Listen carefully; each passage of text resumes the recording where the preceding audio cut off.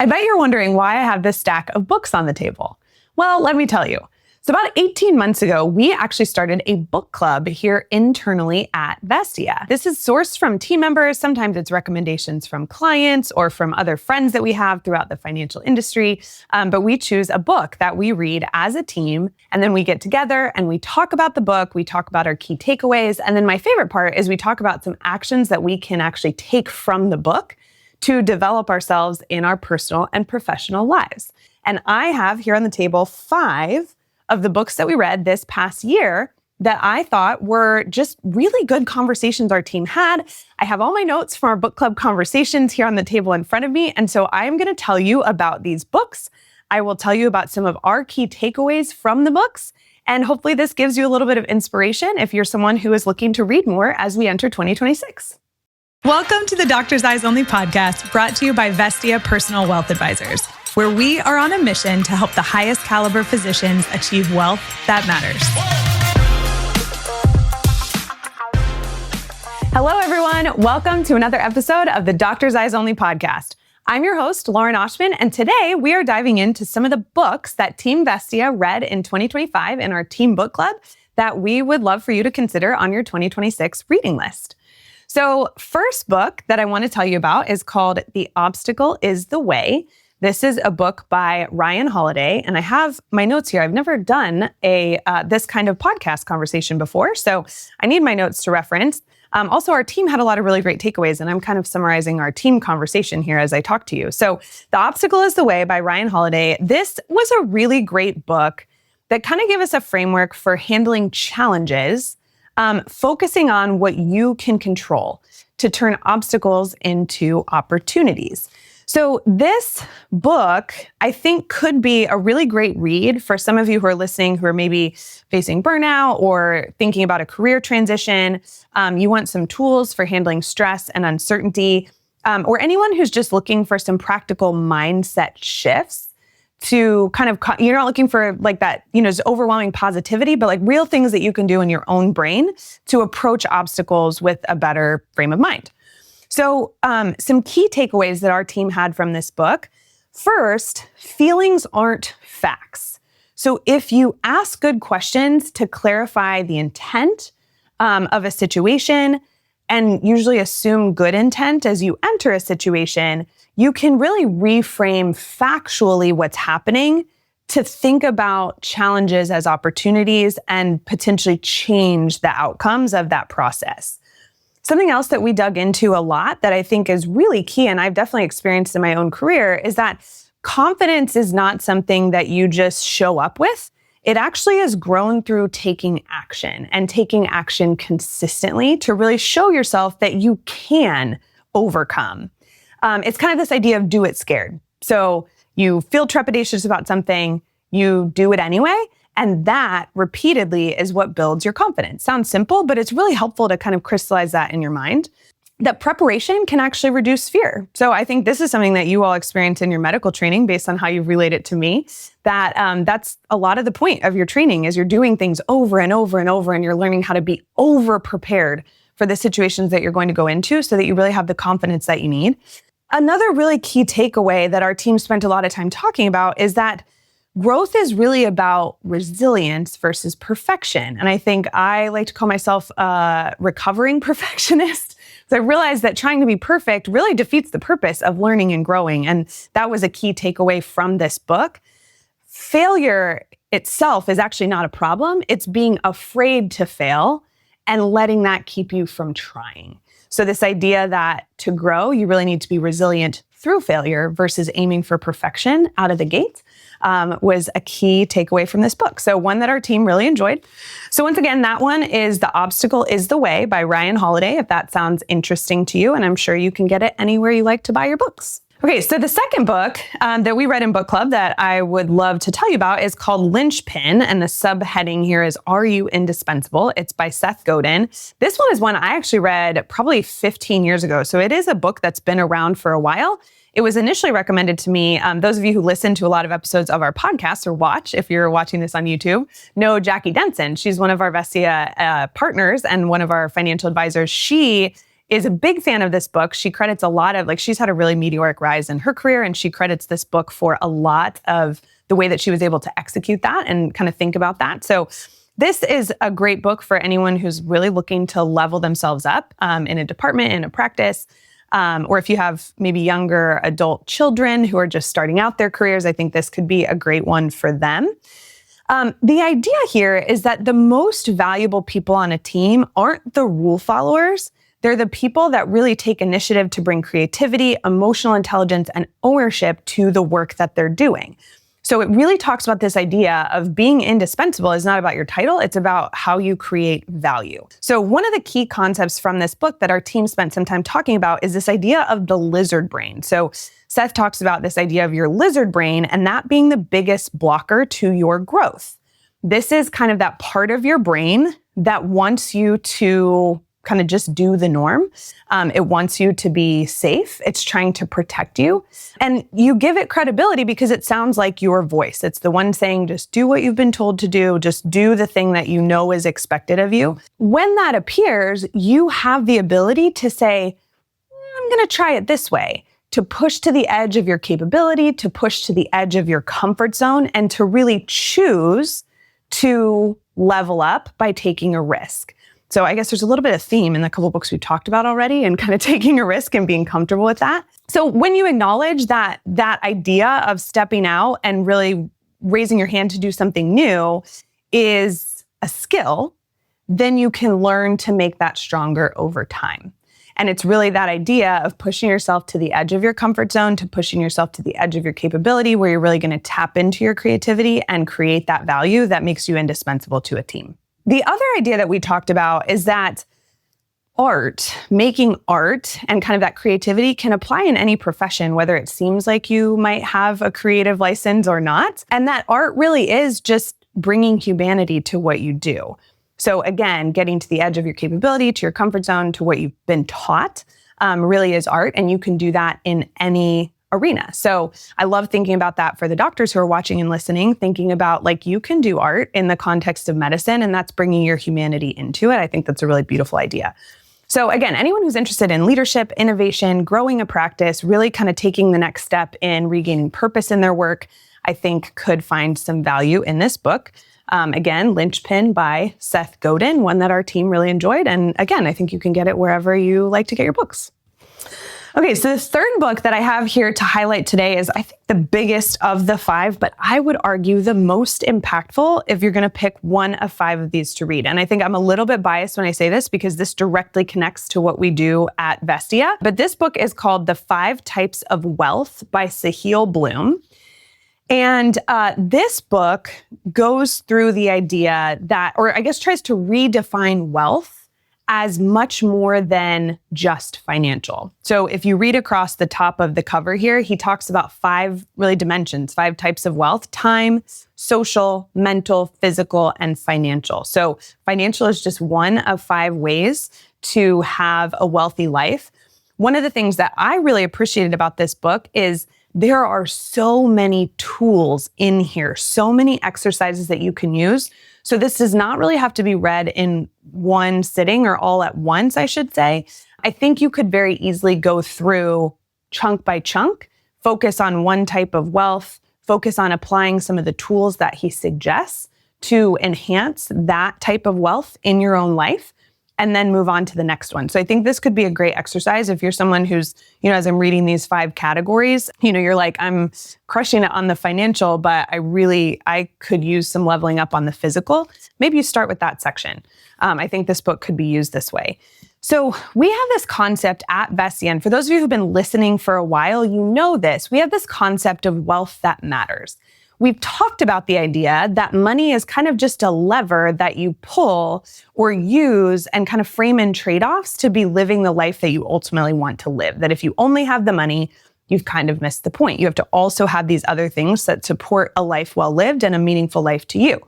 So this 5 types of wealth books works very well with our idea of wealth that matters. So everyone on our team read this one. This was mandatory reading for all of our Vestia team members. And one of the key things that we talked about was that So many high achievers, which a lot of our team members are wired as, and I know a lot of you who are watching and listening can relate to this, overinvest in opportunities to build financial wealth, and it's actually at the expense of some of these other categories like time or health or physical wealth. And how you really do ultimately need to be working and focused on all of these types to be really satisfied with the way that you're living your life. So you really have to think about making small improvements. You have to think about defining what is enough on the financial side. And then if you have surplus, which I know a lot of you listening do, you have to repurpose that to buy yourself more in the areas where maybe you need a little bit more help. So key takeaways, you really do need a balance of all 5 types of wealth in order to have overall kind of total life satisfaction. So I think you all get the idea. I think if you are someone who is looking to reevaluate your life because you are going through a transition, or you just know that there are some areas where you're not living life to the fullest, you're not feeling that wealth in a certain area. Again, I don't necessarily think you have to read this one cover to cover for it to have an impact. I highly recommend reading it cover to cover ultimately, because I do think, I found ways even in areas where I thought I was doing well, I found practical tips and ways to really level that up. So highly recommend that you check out this book.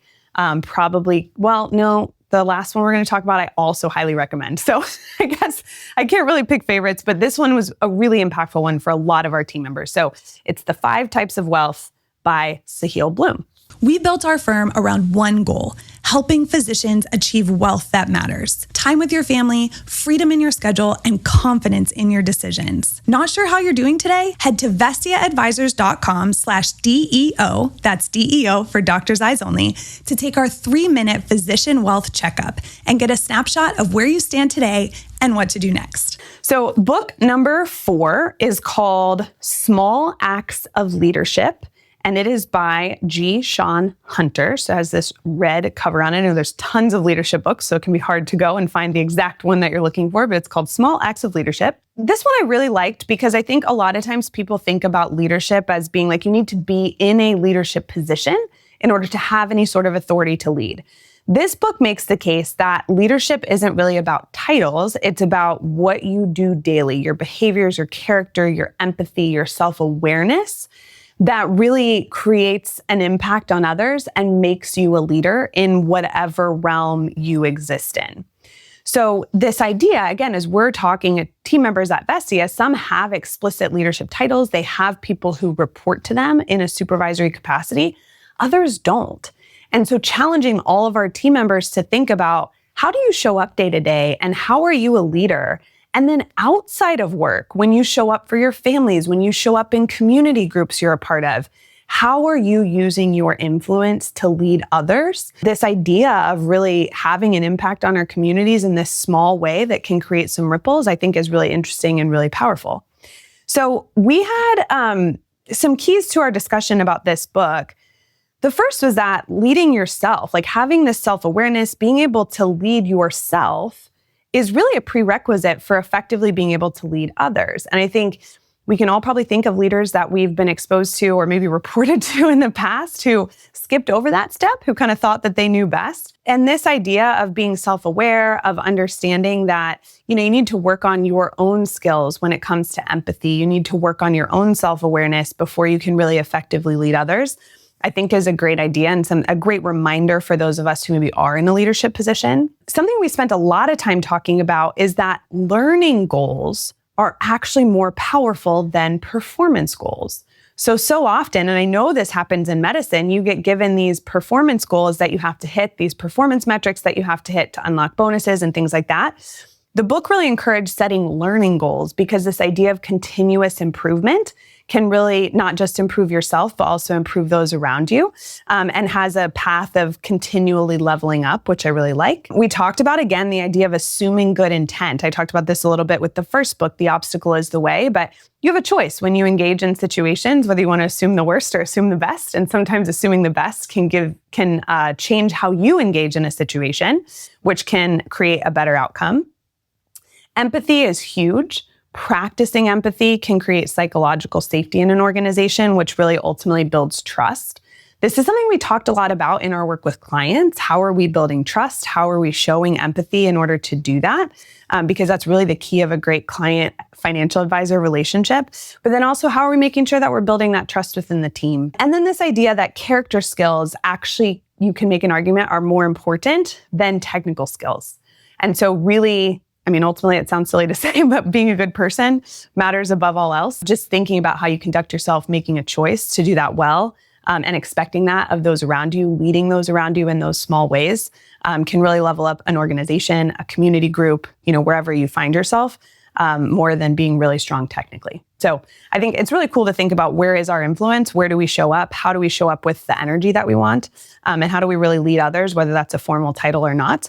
So we really enjoyed this book in that regard. I think anyone who has influence over others, which I would think is everyone who's watching or listening, would be interested in this book and get some benefit out of this book. So again, this one is Small Acts of Leadership by G. Sean Hunter.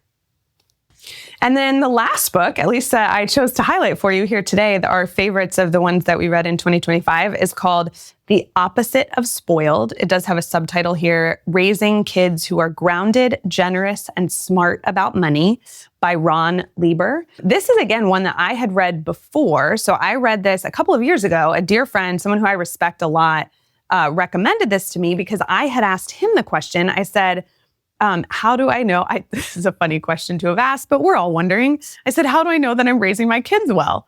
And he said some other things, but he also highly recommended this book to me, knowing, I think, professionally what I do, but also knowing how much raising kids who have really grounded values about money, the way that my husband and I do, is important to me. And so this was one that I really valued personally. I was so excited that we read it as a firm. The interesting thing about the book club discussion is we had both parents and non-parents read this book and show up, and we had really engaging conversation. We had some differing opinions, because I think this one, you have some different perspectives on based on how you were brought up around money and what your experience was, whether you had money growing up, whether maybe you didn't have as much money growing up. But I couldn't help but think of how many times I sit down with a physician family and they'll share with me that their backgrounds are neither one of them grew up with a lot of money.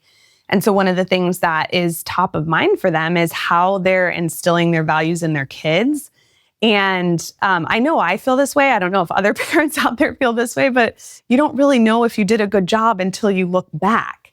And so it feels like the stakes are really high when it comes to parenting. I loved this conversation as a team. I loved hearing how other parents who have kids at different stages, some of our team members who are empty nesters, who can reflect back, some who have teenagers, some who, were raised with really focused conversations around money, kind of brought their perspective to the conversation.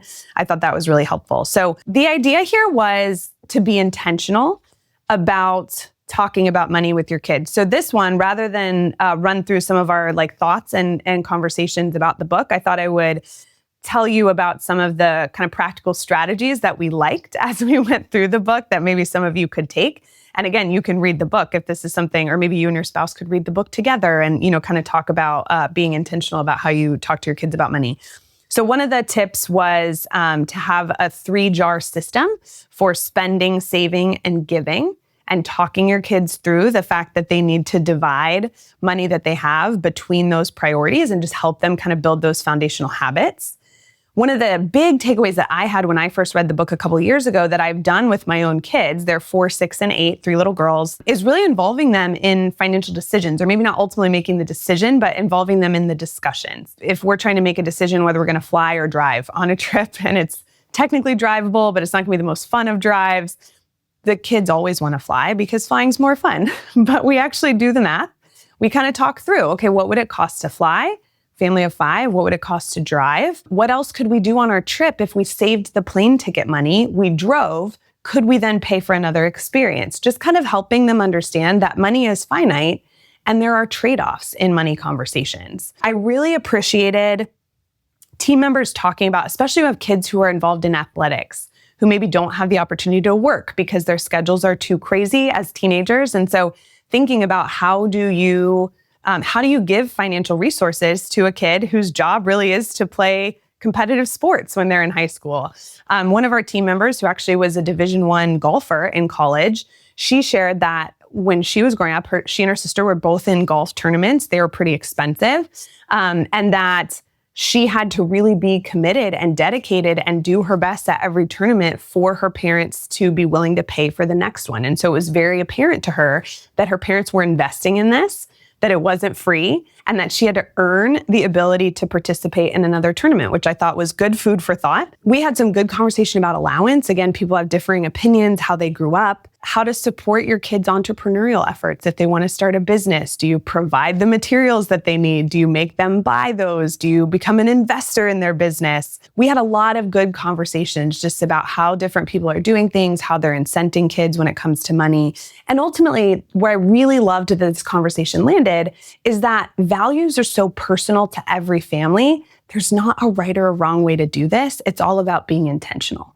So I really do. I said the 5 types of wealth was my favorite. This one is a very close second. They might be tied, but all 5 of them are honestly really good. So this one is called The Opposite of Spoiled, again, by Ron Lieber. You can get it wherever you like to buy your books. And I think it'll give you some good food for thought, especially if you're raising the next generation. So 5 really great books that we read as a Vestia team in 2025. If you have any recommendations, knowing kind of what we enjoy, knowing how we're looking to learn and level ourselves up, if you have any recommendations for our team, please feel free to reach out to us and share those. We would love to consider them. I also want to give a shout out to my Vestia partner, Cameron Heasley. He has hosted the show before, and so a lot of you know him. He actually gave us the idea for this podcast, so thank you, Cameron. I think it will be well enjoyed. And then Forrest Frito, who actually came up with the idea for the book club. He's another one of our partners. Again, he's been on the show, so you all know him. We had a great conversation about a year ago about wealth that matters. So check that one out if that's a concept that's interesting to you.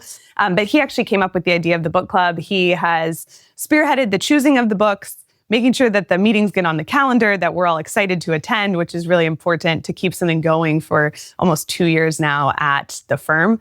That has really helped us all grow, both personally and professionally. So thanks to Forrest for that. And thank you to all of you. Our firm has grown a lot over the course of 2025. The Doctor's Eyes Only community has grown over the course of 2025, which is so exciting. Our financial planning firm, Vestia Personal Wealth Advisors, was highlighted as a top firm in both USA Today and Newsweek, which is so exciting. We were number 10 on financialplanning.com's list of best RIAs to work for. That's just a term for financial advisory firms. And I'm going to guess things like the book club were a large part of that, because we are so invested in our team member development, because we know that that brings the best to all of the doctors that we're serving. We do know by our metrics, there are a lot of you who are listening to episodes who are not subscribed to the show. So if you're not subscribed, please do subscribe. We have a lot of great episodes coming up. We do listen to your feedback, and so we have more coming on tax planning. We have more interviews with great physicians who are coming to share their stories on the show, so you don't want to miss out. We grew on Spotify this year. We were actually named as a rising star in Spotify's 2025 year in review. We're in the top 25% of videos on Spotify, which is really exciting. And our YouTube has really taken off. I know a lot of you are watching this on YouTube. Just so exciting to see that the material that we're putting out is really resonating with you all. Please follow, please subscribe, please leave us a review if you feel so inclined and are enjoying this show, so that other doctors know that this is a place that they can find great content that they can trust. Thank you to all of your support in 2025. We wish you a wonderful 2026 ahead, and we will see you again soon. Are you looking to hire a financial advisor with physician-specific expertise? At Vestia, we work exclusively with doctors, helping you navigate things like student loan repayment, reviewing RVU-based contracts, navigating practice buy-ins or private equity offers, optimizing retirement plans, designing tax-smart investment strategies, and planning for things like parental leave or early retirement. We have over 150 years of combined experience working with specialized physicians. So chances are, if you're thinking about it, we've helped another doctor through it. We built our firm around one goal: helping physicians achieve wealth that matters. Planning that's not just about numbers, but about designing the life you actually want to live. That means your wealth lets you live the life you imagined when you first started this journey. Time with your family, freedom in your schedule, and confidence in your decisions. Not sure how you're doing today? Head to vestiaadvisors.com/DEO, that's DEO for Doctor's Eyes Only, to take our 3-minute physician wealth checkup and get a snapshot of where you stand today and what to do next. Thank you for listening to the Doctor's Eyes Only podcast. We hope today's conversation advanced your journey to wealth that matters. Please make sure to follow and subscribe so you don't miss a single one of our amazing episodes we have coming up. See you next time.